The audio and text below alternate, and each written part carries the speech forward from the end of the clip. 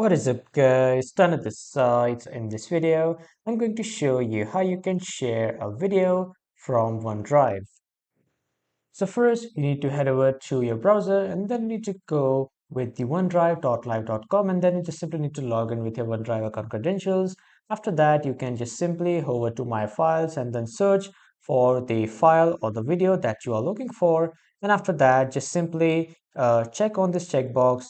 After checking on this checkbox here, you will see a share button. Simply click on share, and then when you click on share, a small pop-up will open so you can share via adding the name, group, or the specific email of a person. Then you can click on send, or you can just simply copy this link. So when you click on copy link here, the link of this particular video or presentation or file will be copied, and then it will be sent to anyone that you want. You can just basically copy the link from here and then paste it on the group, like whatever group or someone individual you want to share with.